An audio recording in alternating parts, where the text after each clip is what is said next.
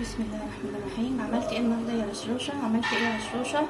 تعالوا كده اقول لكم بسرعه عملنا ايه. اللهم صل على محمد. بسم الله الرحمن الرحيم. الله الله. طبعا بقى ده ايه؟ ده عدس سلقته مع بصلايه فصين توم، تمام. وبعد كده ايه، سيبنا لما برد وضربناه في الخلاط. خلاص. طب هتعملي ازاي بقى؟ يبقى مثلا غاموس او كده؟ لا طبعا هقول لك عملنا ايه يا رشروشه. عملنا ايه؟ بسم الله الرحمن الرحيم. طبعا بقى ده عيش ابيض، كسرته حاجات كده صغيره اهو، تمام.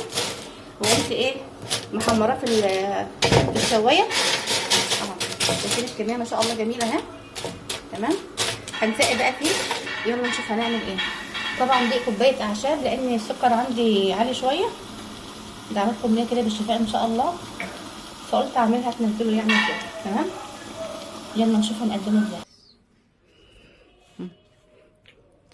احلى طبق عدس قدمناه. يلا مستنيه ايه؟ قوموا جربيه. ربع كيلو عدس ايه ب 12 جنيه. دي كل الحكايه. معايا هنا دقه بالثوم عشان هترشها على وش الايه، العيش المقرمش ده الجميل ده اهو. بسم الله ما شاء الله. اتفضلوا معانا. ما تنسوش تقولوا رايكم وتدعمونا بلايك. في امان الله. مع فيديو جديد ان شاء الله.